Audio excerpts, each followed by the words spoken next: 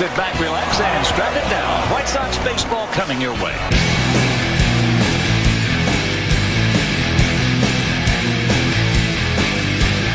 Hey, how's everyone doing out there? Welcome to a good whole video presentation of Major League A-Hole Sox Type Thing presented by Revolution Brewing. I'm Pete.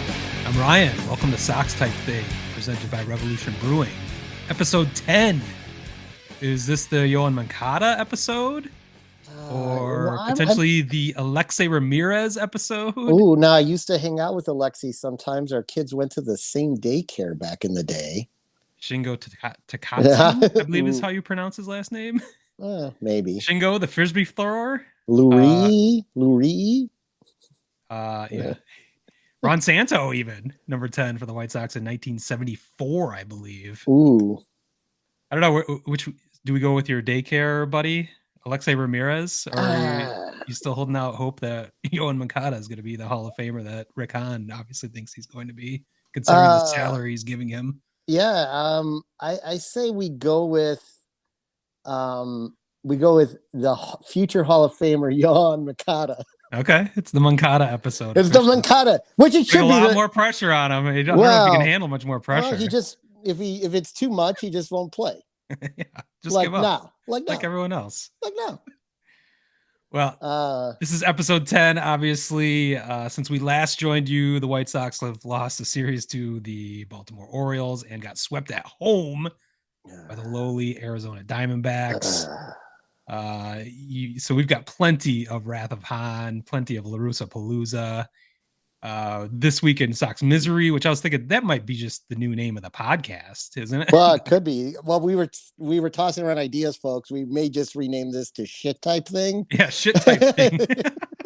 Lots of new ideas. We gotta change things up, change up the mojo here somehow. Yeah. Help these Sox out, but maybe plenty to talk. What else you got tonight? I got crazy theories. I got injury theory. I'm gonna bring up why it's taken such a why it's just multiplying since 2020, since the breakout season, and it's been a major issue in 21 and 22. An interesting article appeared in The Athletic about homers and the rate. So I wanted to talk about that. I wasn't planning on it, but I read it earlier today, and we're doing it today. And like you said, White Sox Misery, and then I'm going to visit the park one last time. Final time of 2022. Yeah. So I just want to have a quick note about that debauchery. But so that should that'll I think that's everything. We'll figure it out. I got the outline here in front of me, but all right.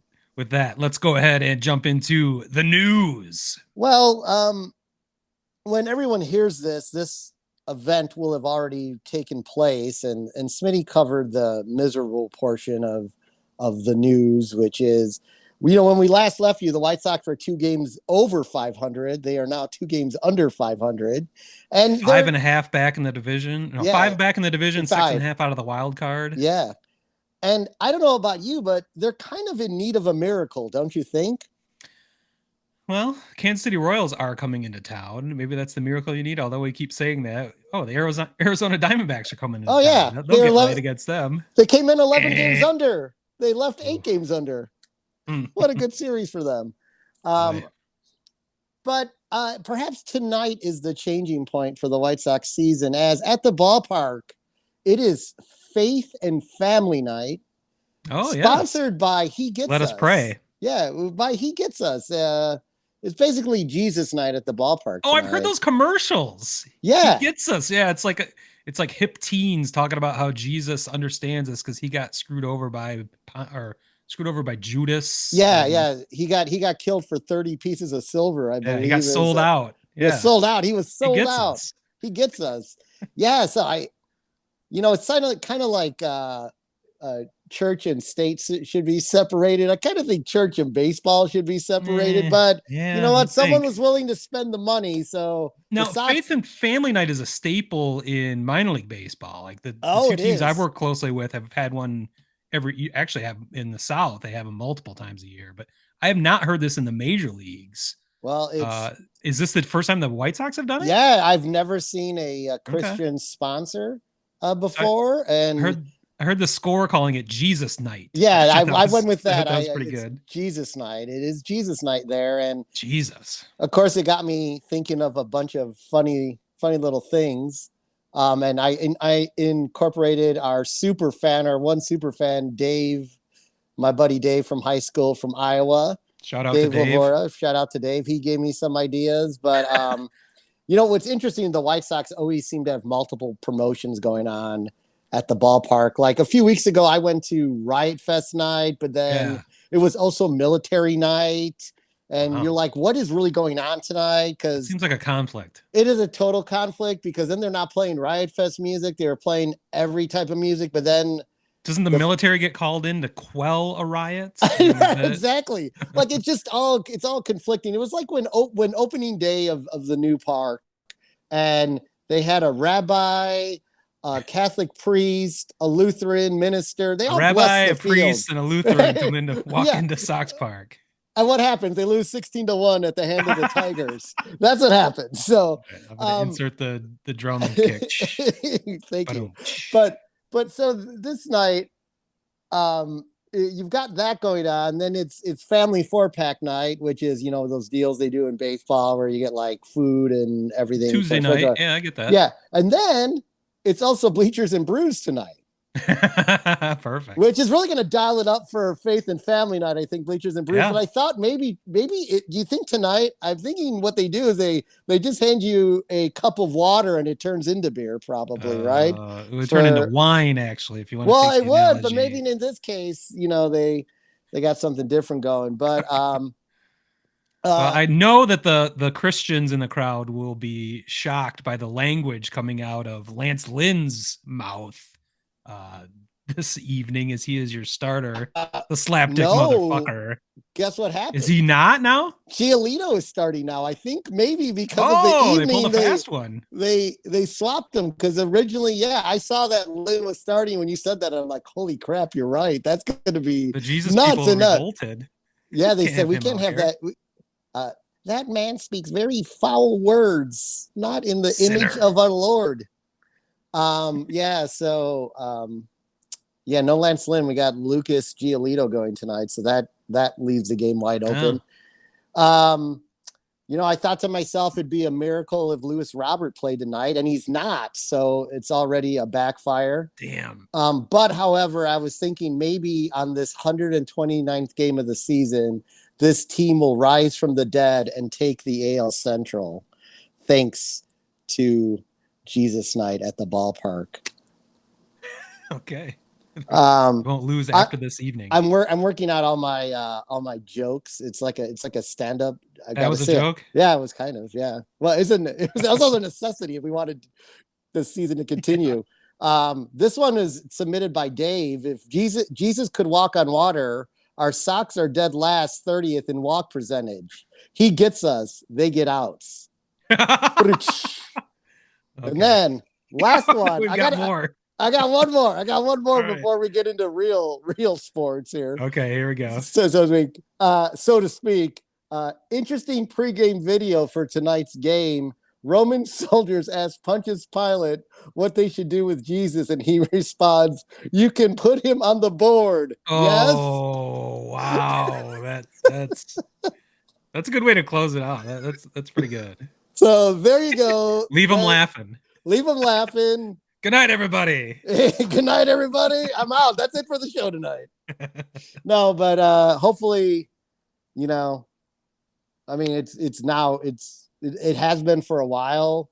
Oddly enough, they somehow continue to hang around in this shit division, but they got to really get it going. And again, like you said, the Royals roll into town. They should be able to beat down on them, but who knows? I feel like your opportunity was kind of lost.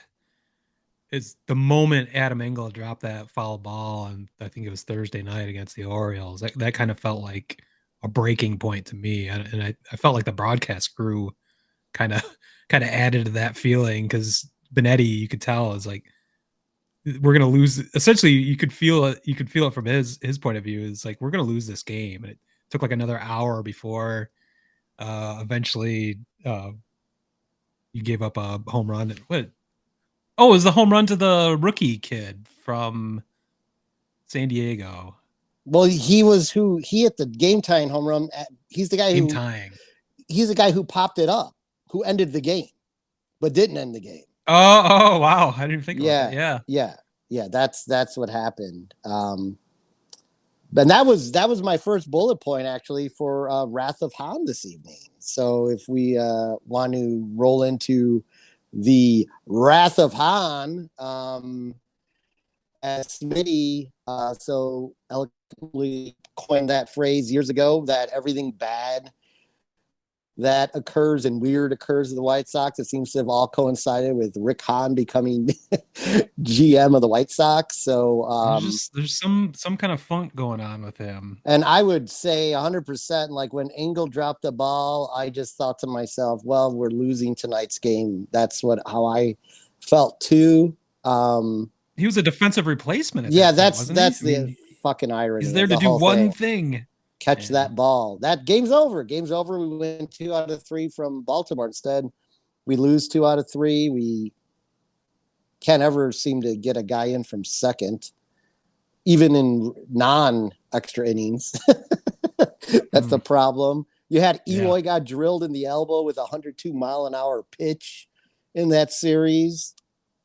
Thank God he wears a pad. He doesn't wear a huge one, but he wears a pad, because if he didn't, if it was Jose Abreu, probably would have been a season-ending injury, because 102 miles an hour on an elbow is like probably going to shatter it.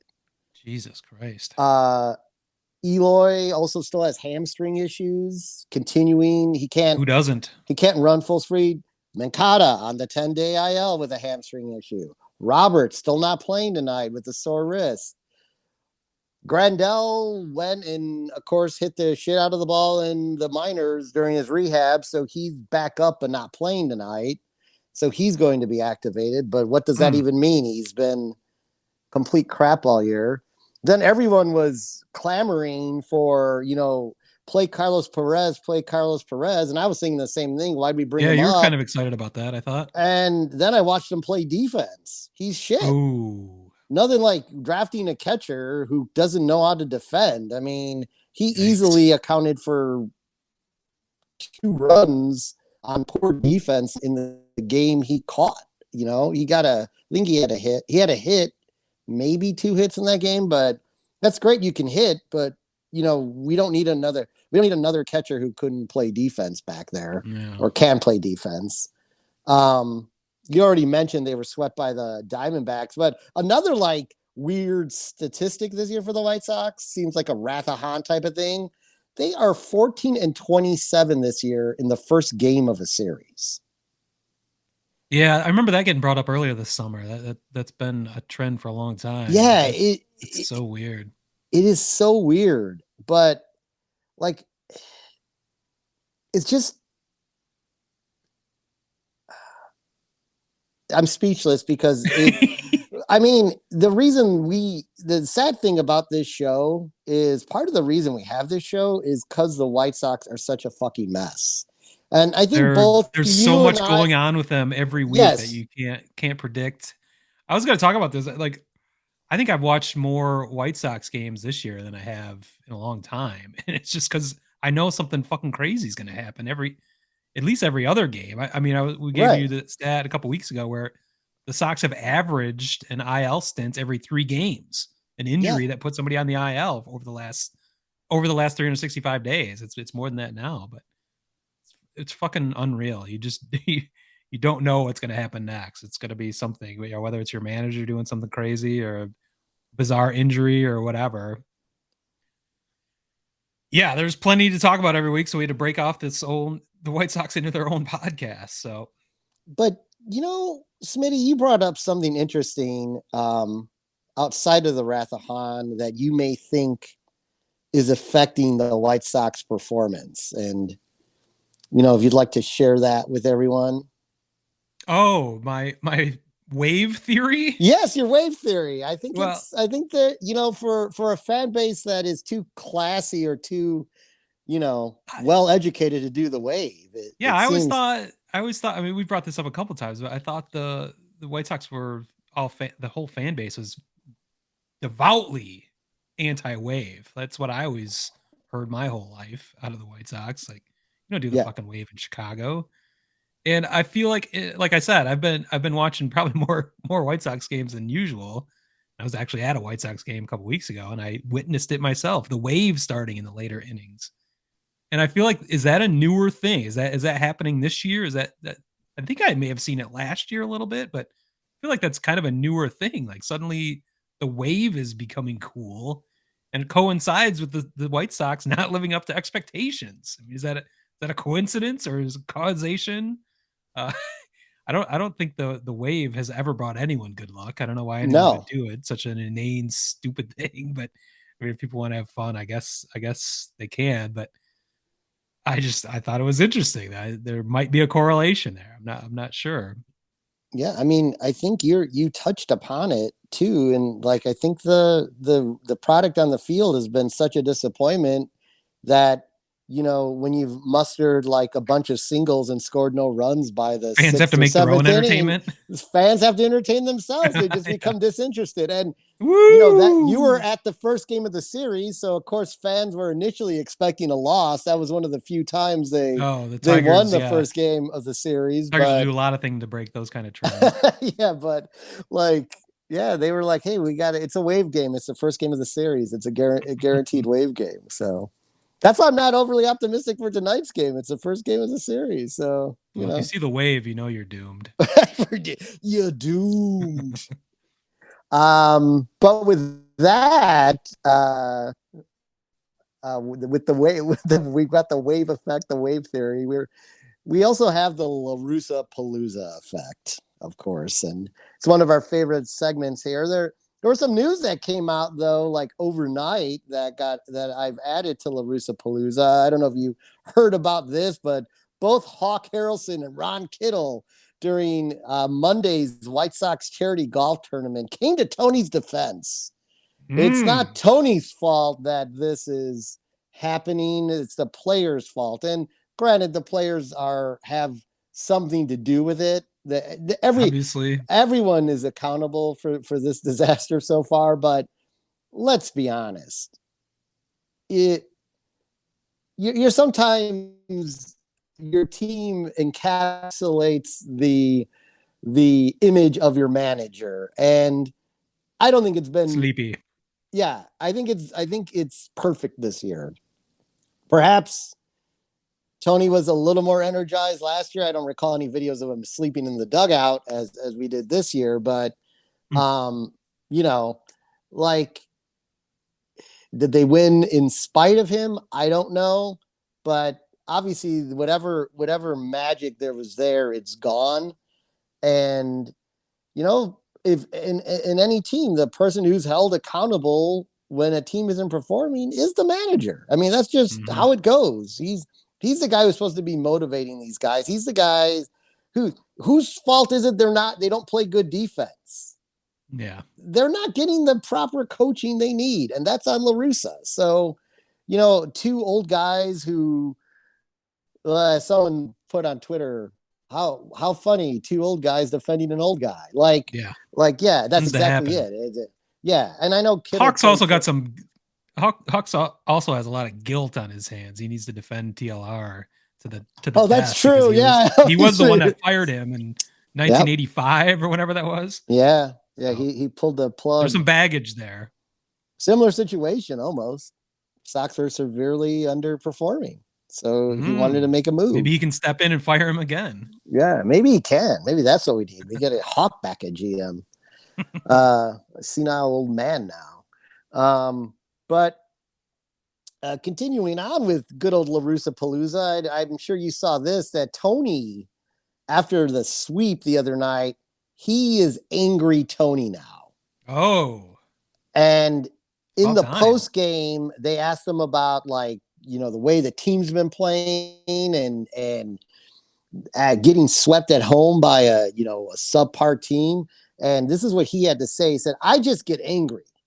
I don't like frustration or discouragement.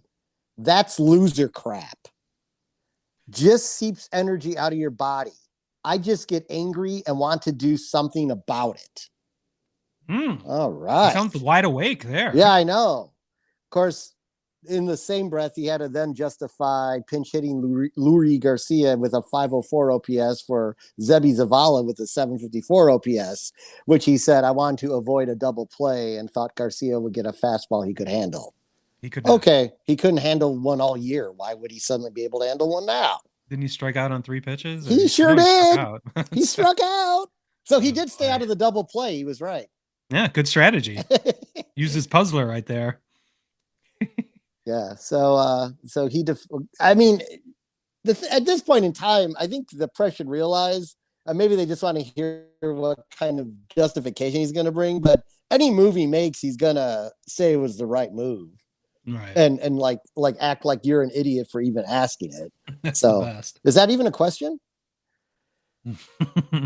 Perhaps the most interesting piece of La Russa Palooza this week was how in the park the fired Tony chants have shifted to sell the team, not only in chant but giant signs. Like the fan base is just at their wits' end, that they're just like, Reinsdorf is part of the problem, which I think we all can agree that's always been one of the main issues with the root of the problem. I mean, trying to move the team back all the way back to in the late 80s to being the catalyst leading the strike in 94 when the Sox were off to one of their best seasons ever. The irony of all that, to never opening up the pocketbook during most free agent signing periods to sign someone like a Bryce Harper. So we don't have to have the discussion every fucking offseason. What are the Sox going to do with right field this year? So coup de grace being forcing his general manager to hire a manager that he was not wanting to hire in Tony La Russa. So I noticed that sign too. Those sign, or I think it was one sign. I think they just kept moving around the stadium. It was really well produced. It wasn't like some piece of poster board with some markers on it. It was like a professionally printed, right? It was a full-on banner. Yeah. So I was thinking about making those guys that are speaking for the people, speaking for White Sox Nation. Could they be our anti-heroes of the week? Ooh, I think they are anti-heroes of the week. Good call, Smitty. I mean, it's the hero you weren't expecting, not necessarily the hero you wanted, but it's the hero we needed. I think it is interesting how the amount of angst has risen, like you said, from fire Tony chants all the way up to sell the team within a matter of months. Yeah. These people are voicing it. I think it became national news actually over the weekend is how I heard about it. I didn't see it that night. But yeah, it's interesting because they started out in the bleachers and eventually I think they ended up behind home plate and like the home plate cam, like the pitch by pitch cam, which was rather obvious. So it became national news, but it's interesting that the security wasn't able to like stop them at any point. Or maybe they just didn't think it was that big a deal. Yeah, they probably just don't care. The only thing I have like similar, I mean, this is a football analogy, but like the Lions, they want to have the owners sell the team. We've always wanted that because it's such a horrendous franchise. But we had like Fire Millen signs like back in the day in the aughts. And like I remember security would go after people that had Fire Millen signs. They would like they would take them away essentially. But I didn't see any kind of scuffle or any kind of trying to curtail the sell the team banner at Sox Park. So maybe security is our anti-hero of the week for letting fans voice the correct opinion. But yeah, I mean, you should be able to voice your opinion with what's occurred so far. I mean, it'd be different if someone just had we were, running away with the division again. And well, even then, if you want someone to sell the team, it was that'd be kind of a weird. Cares? It'd be weird. Sure you'd have a lot of popular support at that point. No, you wouldn't. But you might. I don't know. You might have a little bit because what I learned about that I didn't really truly completely understand about White Sox fans until my fully like getting immersed into White Sox Twitter that no matter win or lose, they're still miserable about something. Like, if we won 90 games and they were all by one run and we had the lowest amount of home runs, I could care less because you don't get style points in MLB. Now, once we get to the postseason, that's a different story. What's that going to amount to? I don't know. But, that's kind of like last year when you beat up on the, below 500 teams and struggled against good teams, but you didn't care because you were getting to the playoffs. So that's fine. Yeah. And we were 19th in home runs last year. It wasn't like that's the other misnomer that suddenly we don't know how to hit home runs anymore. I mean, it wasn't 2002 when we finished, or 2020 when we finished like 6th or 4th or whatever it was in home runs. Like, I think we set some record in a month, like 27 home runs in a month or something. That's whatever, or a streak or something during the COVID season. But, they hit timely home runs last year. They hit more home runs than they're on pace to hit this year. But, it wasn't like, and a lot of last year was like pockets of time when guys were out of the lineup. I mean, I think if Yasmani Grandal was able to play a full season and he had like 11 in the front half or something, and then whatever 12 in the back half or whatever, like if he had a full season, the home run totals probably would have been higher if some of the other guys had a full season. But whatever. It's like things get ignored if you're winning, essentially, like people. But at the same time, what I learned with White Sox Twitter is it doesn't matter. Like, even when you win, it's they're unhappy. And White Sox fan, I guess, are just generally unhappy people. I mean, I don't know. I've been telling you this for 25 years. But I know you've always clearly you're just now realizing you always said angry White Sox fans or angry White Sox fan, like with me, like so angry, so bitter. Like it's just unbelievable. Like the stuff I read, and I just get in these. I don't know why. I think I just enjoy it because I just pepper them with facts, and then eventually they stop because they're like, all right, I guess facts are facts, but. Back to the sell the team thing. I mean, like I mentioned, I've been a Lions fan again, jumping over to football, but I just realized it's such a futile thing to. I mean, it's a novel thing to say from time to time. Yeah, sell the team, and again, we're pointing it out because we haven't seen signs like this at Sox Park, or I haven't heard that idea necessarily voiced the way it was, and so it's just kind of an escalation of things, but. It's just a futile enterprise. I mean, that no one's selling their team. I mean, no one's going to force Jerry Reinsdorf to sell the team, even if every single Sox fan brought a fucking sign saying sell the team. He's still not going to sell the team. He's not going to do anything he doesn't want to do. So, just like the Fords in Detroit, they're never going to sell the Lions because it's a fucking cash cow, and it also doesn't really. I don't feel it changes anything. Like no. What it makes you feel a little better, like taking your angst out on somebody. They've been taking out on TLR all these last years, but now you can take it out on Reinsdorf. But the other part of that, specifically with Reinsdorf, is he's going to be dead soon anyway. It's going to be his sons taking it over, or whatever corporation they form, or if they decide, the next generation sells the team to somebody. But the other question you have to ask is, you need to be careful what you wish for if the team is indeed sold. There's no guarantee they even keep it in Chicago. I mean, there are plenty of markets that want new teams right now. We've seen groups being formed in Portland, in Nashville, in Montreal. Obviously, Las Vegas wants the A's to move there, but maybe if the A's can't or actually do get their stadium deal done there in Oakland, but Vegas looks for other places to bring it. So I think Sox fans should be a little wary of wishing for someone to sell their team because there's no guarantee, pardon the pun, that they will stay at the rate. Well played, Smitty. Well played. I didn't mean that at first. Well, hey, sometimes they just work out. It just, sometimes when we do our awesome segues into the next segment, it just happens naturally, not even planned. Yeah, I took another swig of this delicious Sun Crusher from Revolution Brewing. By the way, folks, get this now while you can, because the Sun Crusher season is officially over. Oh, the death of summer. Their delicious Oktoberfest is hitting the shelves now, so try to gobble it up if you can. I know I put a request in for some more before it's too late. Now with that, a podcast here. Now with that, I'm going to talk about my little White Sox injury theory.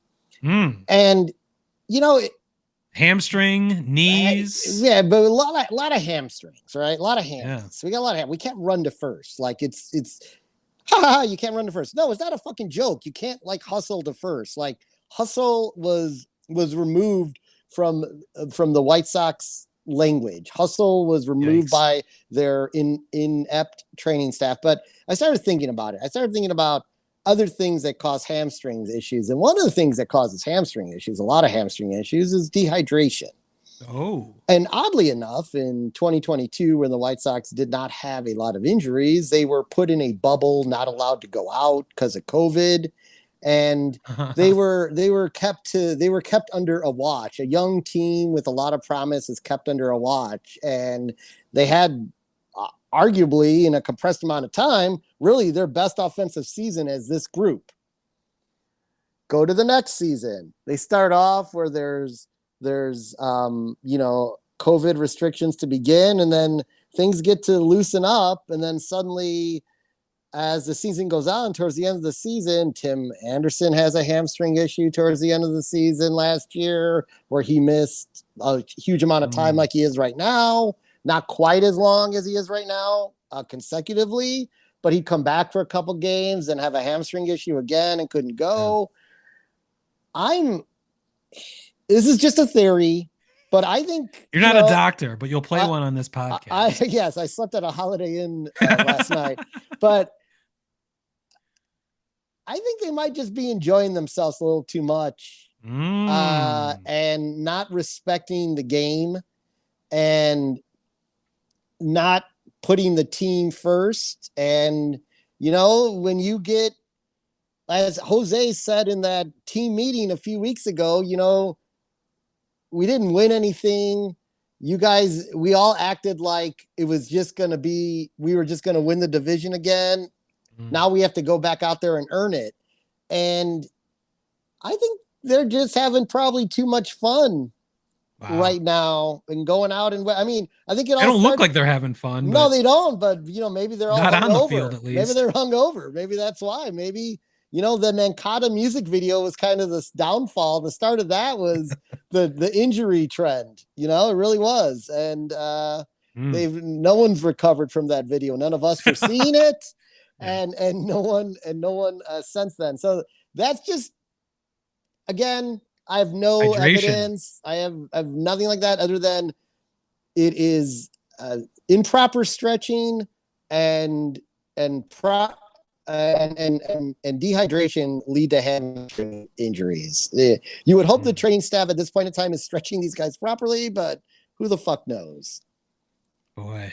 Yeah, I heard one of the former trainers was on the Score this morning on Mully and Haw, and he was talking about how, before they were all let go or went on to greener pastures, the Sox had the lowest amount of injuries, and he said of any sports franchise for a period of time. So he thought it was ridiculous what's happening now.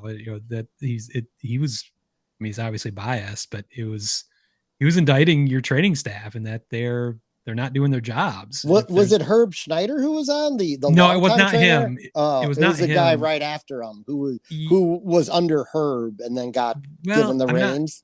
I'm not sure. It was one of those guys, but we could probably look it up I'll post it in the notes maybe after the show. I can look it up on the website for who was the guest of the Mully and Haw show this morning. But interesting. It was interesting. Yeah, he didn't go say anything about dehydration, but doesn't mean it couldn't be a factor. Yeah, I'm just trying to make sense of this because it's really the pulling hamstring. but yeah, running to first, running hard to first. I watch every other team run hard to first without a problem. In fact, I watch a lot of guys run from first to second on singles because our fucking outfielders are lollygagging out there. You lollygag in the outfield. It just reminds me of the Bull Durham. We've seen White Sox players in the past be able to, yes. to run hard to first, and suddenly this year they can't. So yeah, there's something's going on. Everything is of their own doing. However, there is some information in about the homer drought and overall a homer drought and guaranteed rate field this year as a whole compared to seasons past. So StatCast, does everything. They're tracking everything, and they have something called park factors. So it's sort of like OPS plus. 100 is the average. Anything above means it's more hitter friendly. Anything below means it's more pitcher friendly. Pretty simple stuff. So overall, this season as a whole, the guaranteed rate is rated 121, 21% above the league average for home runs. It is? Yeah, 5th highest in baseball. Wow. However, it was 135 last season, the 2nd highest in baseball. That is what it is. This is where it gets really weird and bad for the White Sox. The reason the opponents hitting the home runs? No, because that's all factor. No, yeah, exactly. That's part of the problem too. But the reason it's even getting a 121 is because it has flipped to being just extremely more friendly to left-handed hitters, which we have one power left-handed hitter in Gavin Sheets. For right-handed hitters, which it used to be pretty friendly to that left field porch there, and opposite field home runs. We've seen Timmy and Eloy hit plenty of those. It plays a 107 this year compared to a 120 last year. And then, so they were in the makeup of this article, they were interviewing, players and that, and they were asking them like, and Pollock's like, listen, man, I hit a ball that had 100 mile per hour off the bat with a launch angle of like 20, and it died when it got to the outfield.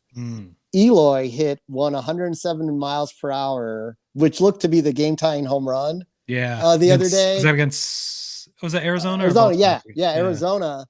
And all of a sudden, as it got out there, it had a 27-degree launch angle. It just died. Yeah, and it was warning track just died out there. And, I think it was James Fagan who wrote the article. They all equated to this humidor bullshit. And I mean, that is a major factor that has changed this year. I mean, other than you could say global warming, it's been like even more hot in Chicago, but you'd think that would lead to more home runs, or have wind patterns changed around the stadium because of temperature changes. Yeah, I don't know. I think the more obvious one is what you just brought up. The humidor is the biggest factor across all of baseball. Maybe it's affected Sox Park more severely than anywhere else. Yeah, I mean, it's just obviously I would say, and we'll see more next year, but like I really do feel like perhaps the humidor is affecting certain fields more than others. You did a whole thing about the humidor, in the hole before we even had a Sox Type Thing podcast. You did which spring. I predicted balls were going to be flying out of the park. Yeah, that's what because of the lower humidity and the higher humidity. That has not been the result of it. Yeah. So I'm going to get that investigative reporting hat back on and dig into. You're not a scientist, but you'll play this. You'll play the role of that on a podcast. So. I will play the role of. Right, get back to us on the science of this. I will dig back into the humidor. Not my humidor here with cigars, but the one that holds baseballs for a minimum of 2 weeks before games. I saw that. That's the interesting thing. Someone commented like, "Oh, well, great, Yasmani Grandal's hitting home runs in the minors, but he did that last time. And then he came up and couldn't hit a home run." And I'm thinking to myself, well, there's one main difference. they use the same baseball, but there's only 5 parks in the minors are using. There are minor league teams that are using humidors? 5, only 5. I didn't think there were any. That's interesting. Yeah, there's Why are 5. there even 5? The fifth one just started. I didn't read off. Theo probably mandated that those 5 teams they're running some kind of science experiment there too. So. Yeah, maybe. So yeah, so there's 5 teams running the humidor experiment right now. They say the article did touch upon that. It's probably going to be like everywhere next year. The whole idea of the humidor again is to make the ball consistent everywhere at every ballpark, not just at Coors Field where you first heard about the humidor. Yeah. Just to create a more consistent ball. And it's what we've seen is it's consistently not going out of the ballpark the way the ball usually does. So maybe that's just something they have to, or maybe players need to adjust to eventually, that, or maybe the technology will get more consistent. I don't know. I mean, I think we're going to hear a lot more about this in the off season as all the data comes in. But it's going to certainly something has affected your White Sox for sure. I don't know whether that's the main factor or if it's a combination of factors. I think you could definitely count the humidor as one of them. I just, I know obviously you're going to go to the hitting coach, but this is the same hitting coach that had them hitting homers at a record pace in 2020. Yeah. Had them hitting homers somewhat consistently last year. And his theory is simple. Now, Menachino, he's not a guy who teaches launch angle, but he teaches barreling and being selective. Like, don't swing at pitcher strikes, swing at hitter strikes. So you will see if you see a Sox take you see like people freak out on Moncada sometimes. The ball's not necessarily over the heart of the plate, but it is got a good amount of the plate, and he doesn't swing at it. Well, he's being taught, like if you can't do something, if you can't do something with the pitch, don't swing at it. However, I think you need to use discretion, and if there's already 2 strikes on you, it's better to put the ball in play and maybe something will happen. That approach plus a general malaise created by your sleepy manager just leads to lazy at bats, it looks like. But I mean, if the Sox were barreling at the rate they were last year, and obviously in 2020, outside of the factor of balls dying on the warning track, we probably wouldn't. The discussion might be a little bit different, but the Sox have a dramatic. They like 51% or 49 point something percent of their contact is on top. They swing over the pitch. Yeah, I saw you're leading the league in grounded into double plays. Yes, which would mean I didn't see what your ground ball rate is, but if you're leading the league in grounding into double plays, it's got to be up there. So really, I'm pretty sure we lead the league in ground ball rate, like almost over 50% of the balls we hit are on the ground. That's a problem. Sorry, I had a cough there. But is what it is right now. I mean, it has to go. I mean, you got to go on a torrid streak to offensive explosion to get things going. But that leads me to coming up soon, this Saturday, September 3rd.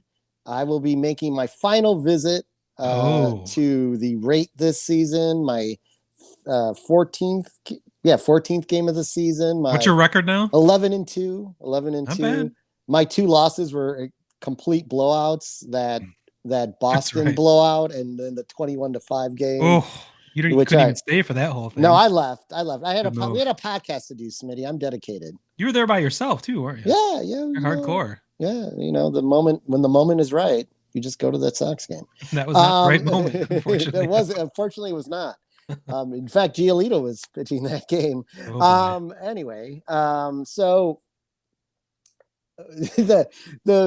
this game is going to be a fun way to end the season. It is the halfway to St. Patrick's Day game. Oh, to make matters more interesting, Robin and I will be participating in the White Sox Crawl, which takes place roughly 3.5 hours before the game starts, where we get access to the park and can have special drink specials and nice. get a special halfway to St. Patrick's Day koozie to commemorate the event, as well as the first 10,000 fans are all getting like green jerseys or something like that. But yeah. So what you pay like one flat rate and you just go and drink your faces off. Yeah, pretty much. Yeah. That's a pretty good deal for 3 hours.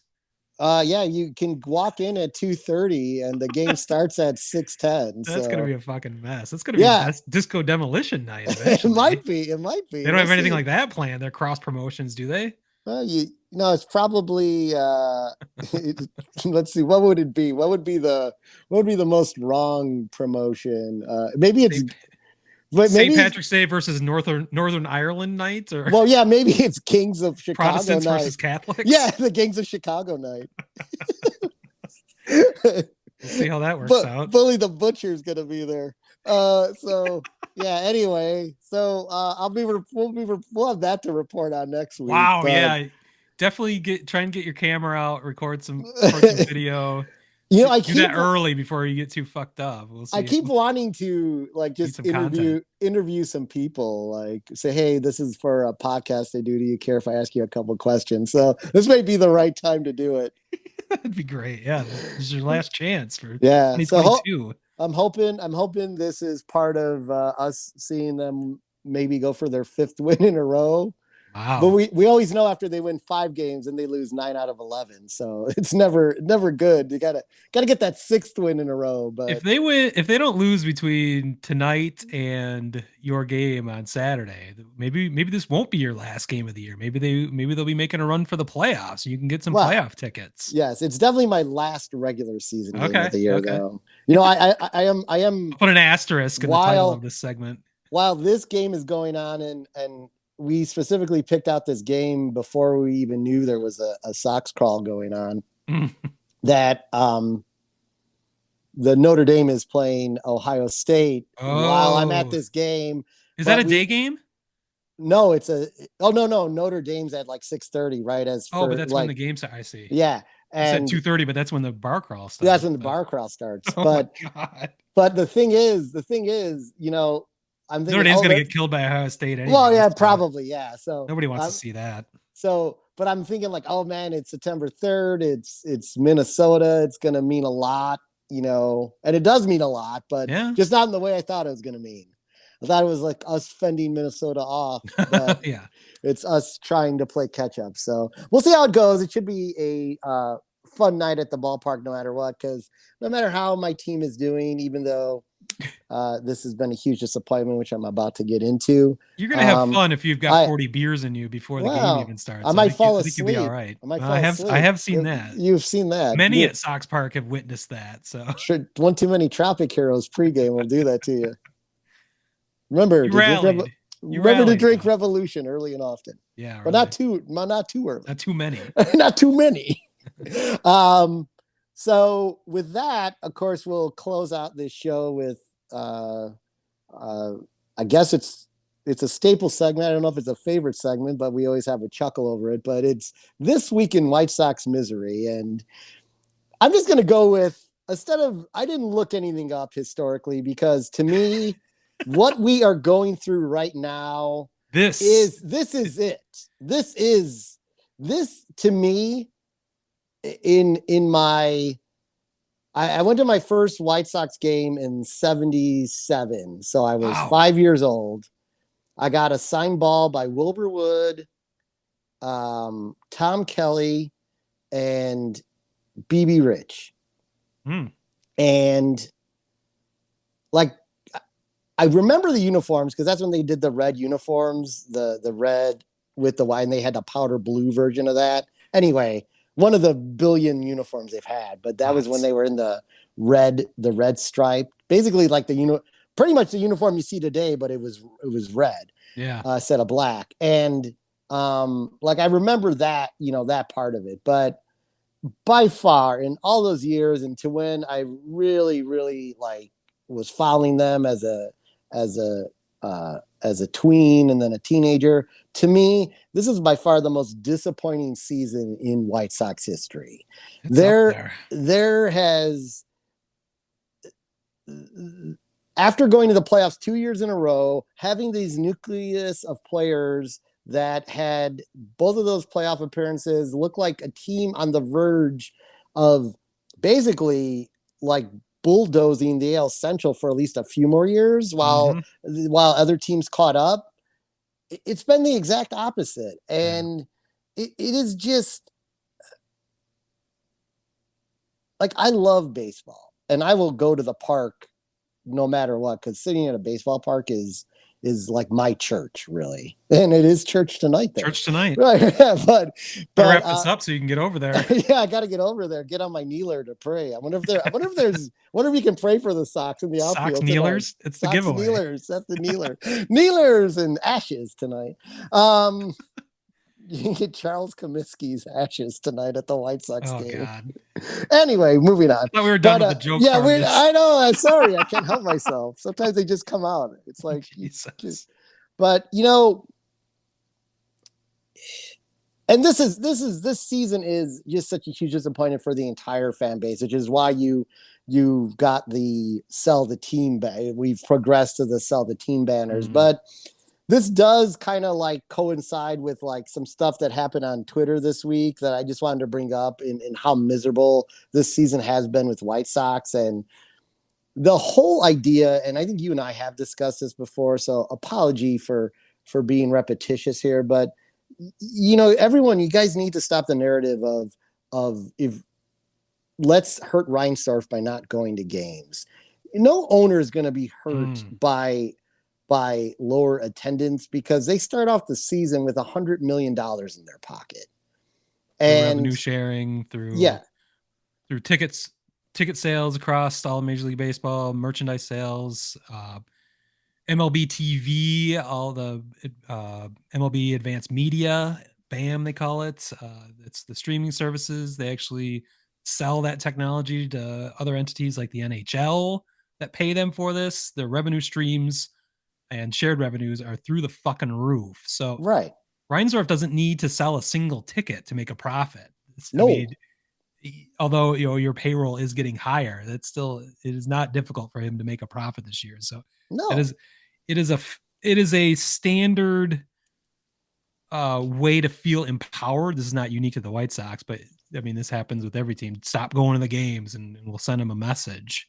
We'll get them to listen to us. But it's just not the case. It sucks that fans don't really have that power. We wish we did, but it's just a fool's errand.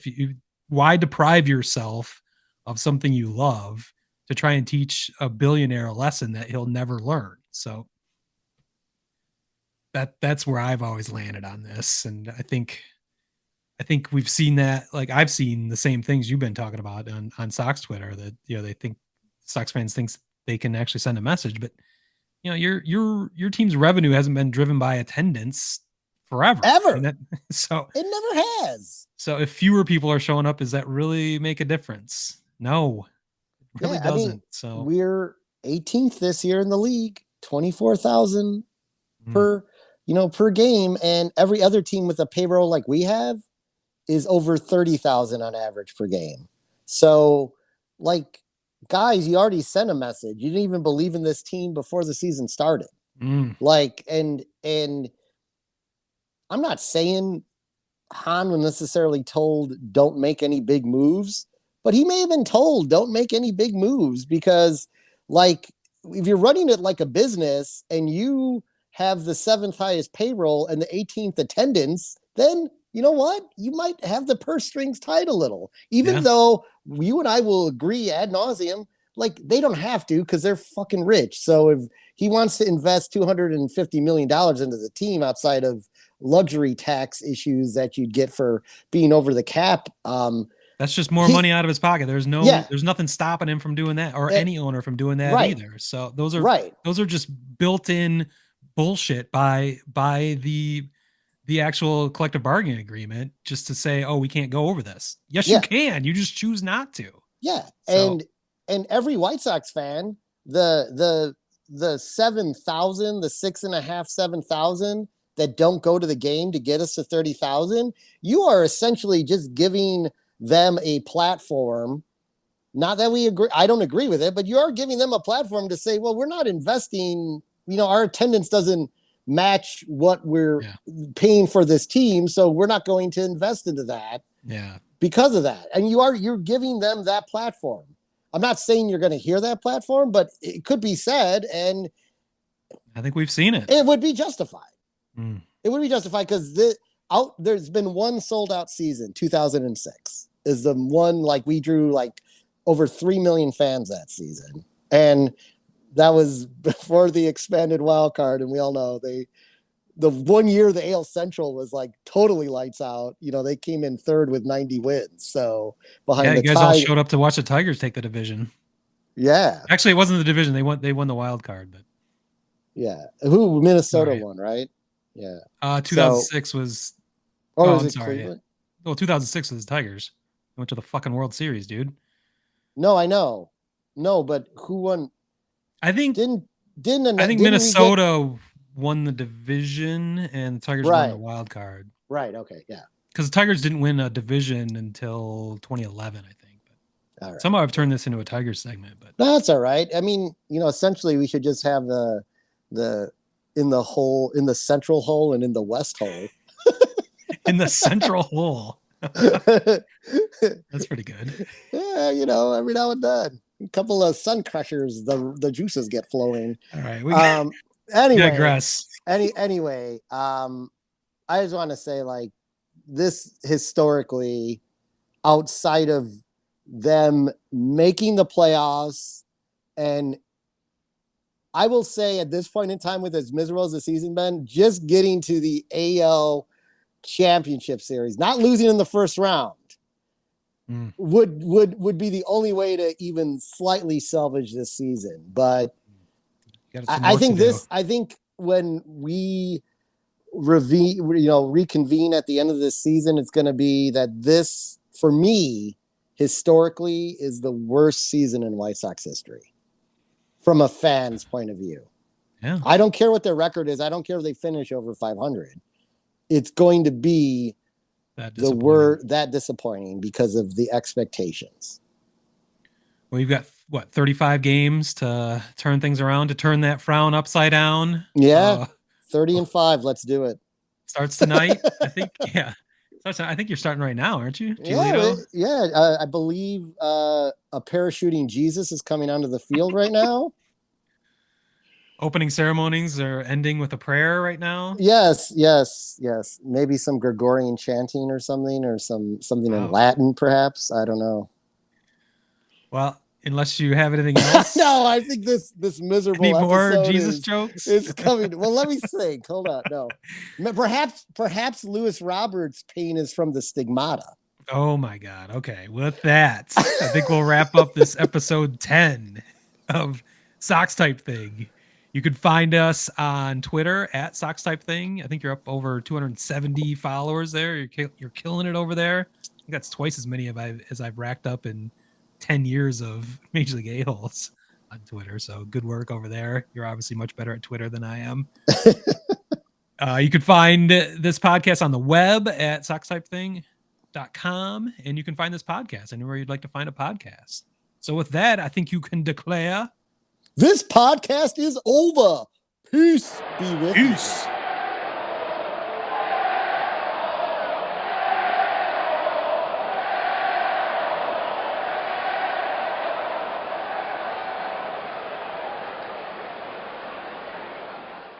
Wordhole Media.